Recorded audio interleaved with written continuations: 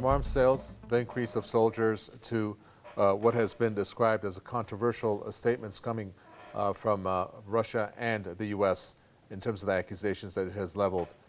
The conflict in Ukraine is reaching new highs. At this point, some of the developments, it appears to be the continuation of the talks being jeopardized, as the U.S. has said, as Russia has said, by the U.S. trying to come in and try to disturb that. Let's move on, however, and introduce our guests. Frank Emspak is a professor emeritus at the University of Wisconsin who joins us from Madison.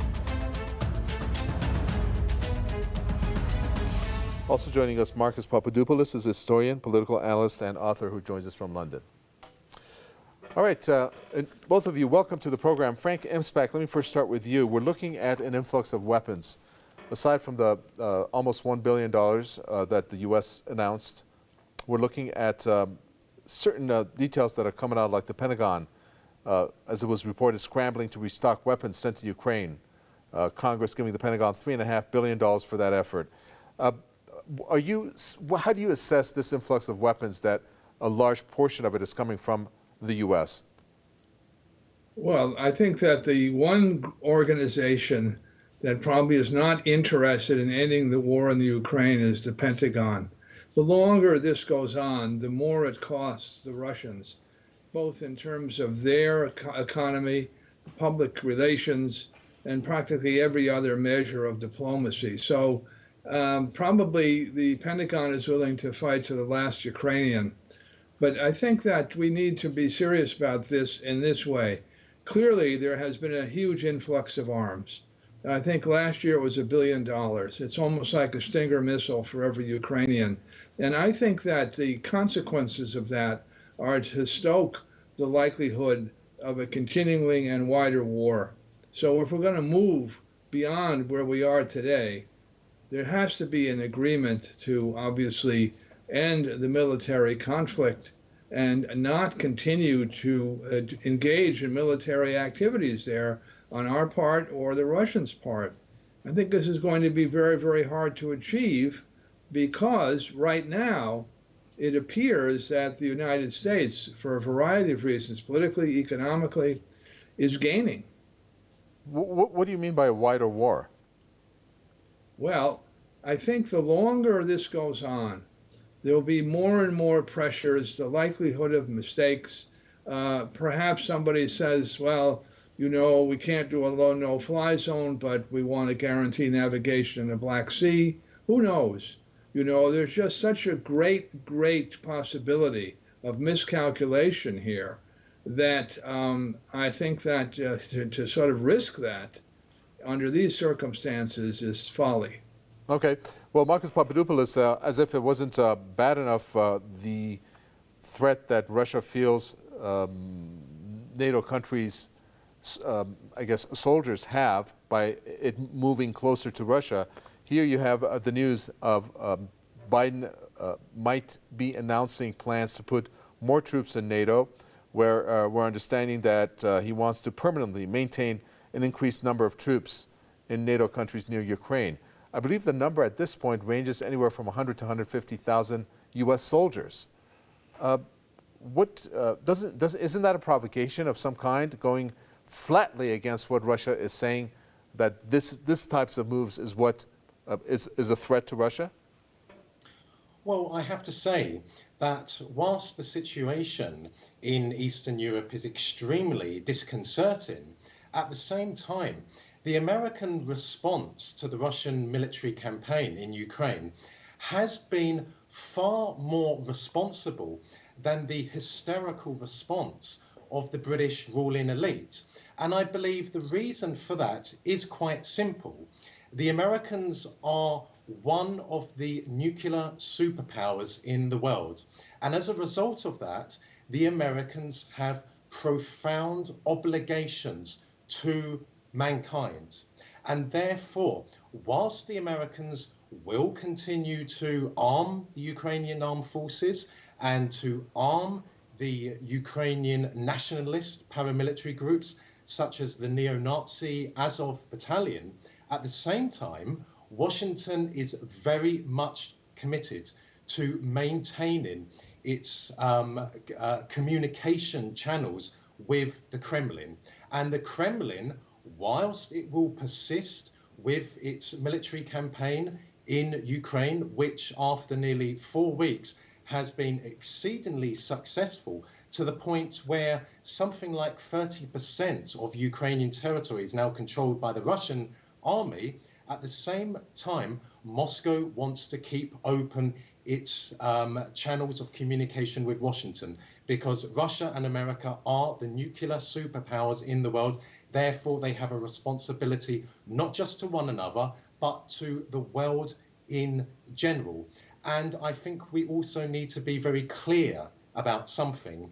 All that we see happening as regards the West, in terms of the sanctions it has placed on Russia, in terms of how Russian aircraft are banned from entering Western airspace, and the flow of Western weapons to the Ukrainian armed forces and to Ukrainian paramilitaries, is not about Ukraine per se. It is not about democracy in Ukraine and freedom in Ukraine and human rights in Ukraine. No, the response from the West is all about Russia. Namely, it is about asphyxiating the Russian economy so that that will lead to the death of the Russian state, so that America will be again, as it was in the 1990s and in the 2000s, the only global superpower. The Americans are aware that their objectives in Venezuela and Syria were ultimately defeated by Russia. Russia was able to defeat American objectives in those countries because it is a superpower. Frank Imspack, do you agree? I think the issue is hegemony here, and that the United States does not intend to become number two. And I've had this feeling for many years. It's part of the American psyche after World War II. We won, we're in charge. And I think that this is a very dangerous period because of that, because obviously looking at the situation, particularly if you look at the combination of both Russia and China, and the kind of money that's being put into scientific and technological research in China in particular, there is a limited lifespan here in terms of America, the United States being the number one all the time on any major subject. And I think that when a power like ours is in that kind of transition, it is extremely dangerous because people in charge don't want to see that happen. One of the things that was interesting, Marcus Papadopoulos, is the fact that we're looking at how the U.S. is not only Russia, but also it's being covered as such by certain media, that it is discouraging the Ukrainian President Zelensky from actually making concessions to Russia that could end the fighting, saying that the U.S. perhaps is preventing those talks from being fruitful. The State Department signaling that the U.S. Maybe saying, in a sense, not maybe, saying that the war is bigger than Russia and Ukraine and is about universal principles. Do you think that the U.S. Has that intention, and what are its gains behind it? Ever since the American engineered coup in Kiev in February of 2014, Ukraine has been a vassal state of the West. Therefore, it follows whoever has been prime minister and president in the Ukrainian government has been selected by the Americans. There is no doubt about that whatsoever. And turning to Zelensky, he is merely a puppet. And whilst I strongly suspect he is starting to realize the malevolent nature of his masters in Washington, London and Brussels, nonetheless, he has very little leeway in all of this. Why? Because he accepted the post of president with conditions. And once you enter a pact with the devil, so to speak, it is almost impossible to get out. And that is why the Americans are really in charge in Kiev.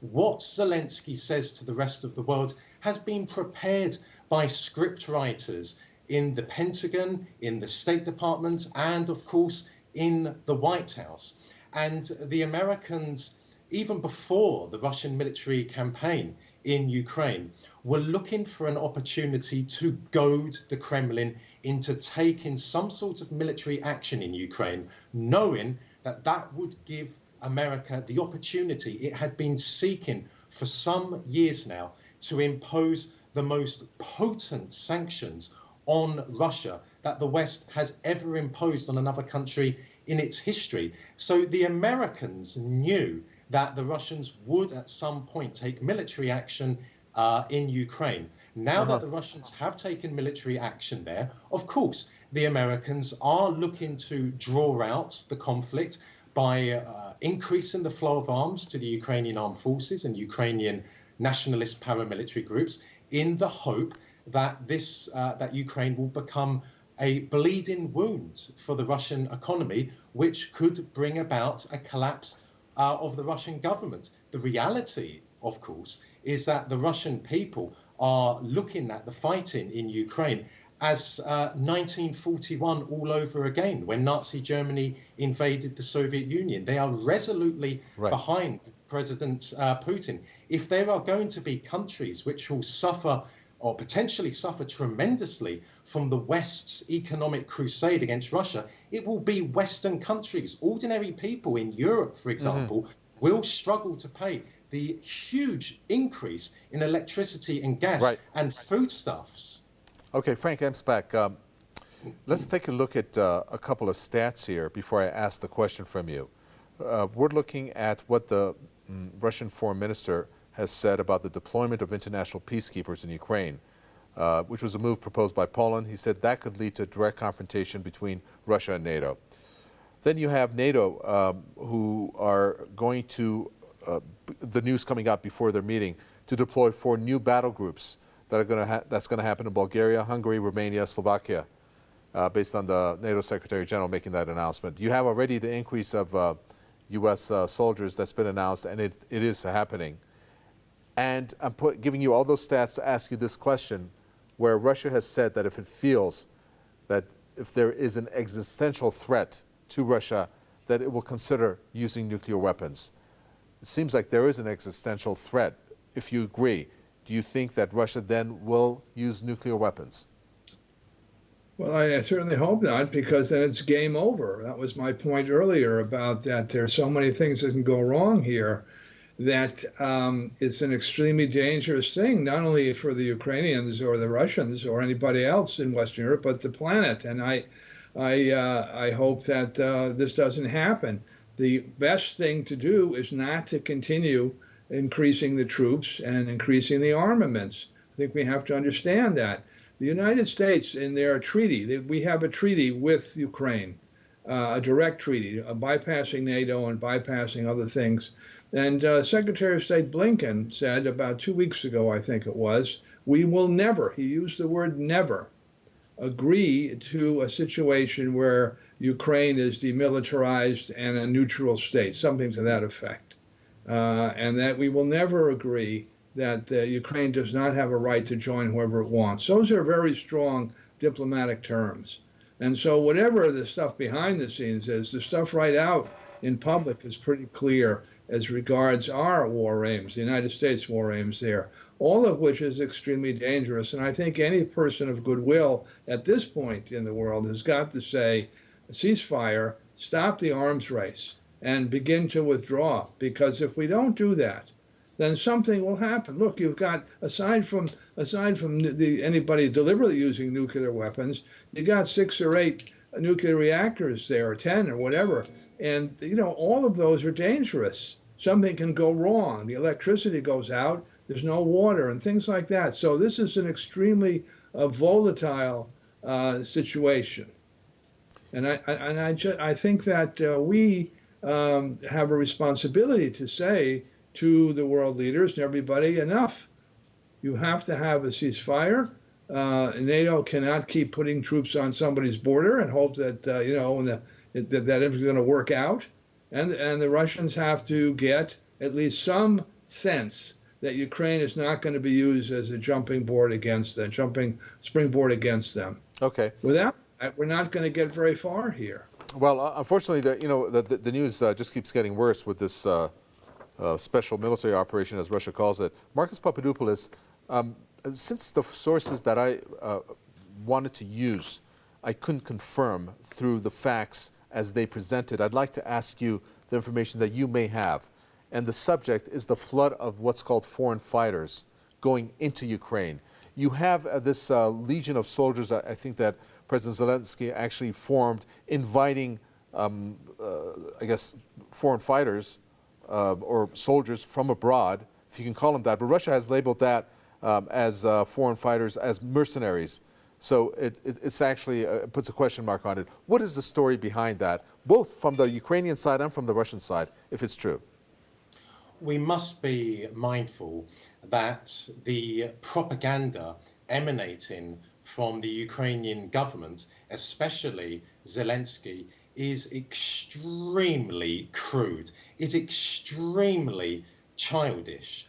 And I believe that applies to the claims by the Ukrainian government and Zelensky, quotes that thousands upon thousands of foreign volunteers have arrived in Ukraine. I find that extremely difficult to believe. Indeed, I find most of what emanates from Kiev regarding the fighting in Ukraine to be totally unbelievable. The very fact that American mainstream media and British mainstream media pay credence to everything that comes out of the mouth of Zelensky just simply demonstrates that Western mainstream media is neither free nor independent nor impartial.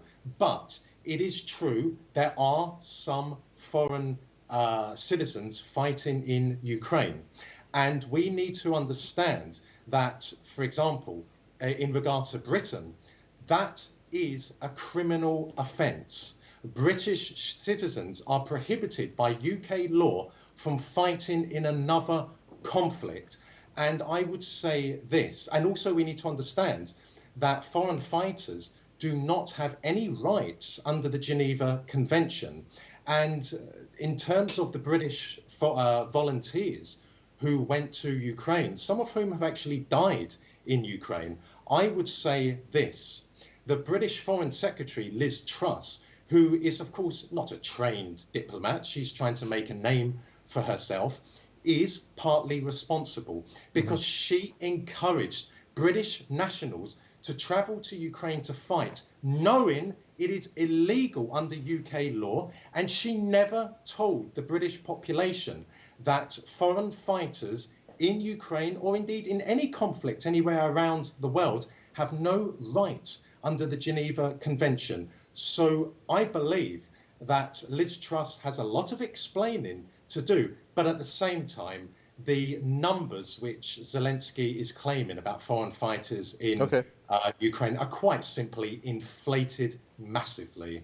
Frank Emspak, so if you maybe test your memory here and tell us how the different wars that the U.S. has been involved in, whether it's in Iraq, whether it's in Syria itself, or in Afghanistan, just to name a few, usually there's special operatives that are on the ground in those wars, in those war scenarios, that are not called U.S. soldiers, perhaps, but they carry special operations, I guess. So do you think that there are special, I guess, not army units, but I guess people who are trained under the U.S., perhaps special operations that are on the ground in Ukraine, that perhaps are training Ukrainian soldiers there, which brings about the question whether the U.S. at this point is involved in this war. Whether it's like it or not, it says that we're not part of this war right now. We're not involved in it in that way. Well, I have no idea what's going on in terms of special operations or anything like that. The United States withdrew their training contingent about the day the war began or a couple of days before to Poland. I think that there are people, because I've gotten on the plane, they've made announcements, volunteers, American citizens who are fighting in the Ukraine probably. That's also a violation of different parts of American law. I think the scenario then becomes rescue Americans if something goes wrong, and that further complicates the proceedings. But it's hard to know, and I know in the 3 minutes that we have left, we're not going to solve the Ukrainian problem. But I go back to this: the more these things happen, the less likely it is that we're going to be able to solve this, and to encourage people to go fight in the Ukraine, as is happening in the press here and some parts of it, is going to be the kind of trigger that causes intervention. It's happened before here. And I think that it's extremely dangerous. And I go back to this. We, people who are commenting like this, need to be able to stress that in order to move here, it's not a question of a secret or of anything else. It's quite out there.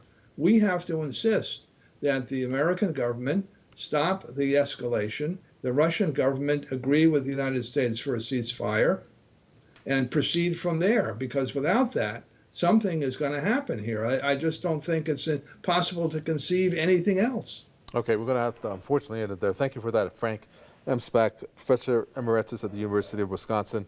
Marcus Papadopoulos, thank you, historian, political analyst, and author. And with that, we come to an end for this edition of The Spotlight. From me, it's goodbye until next time.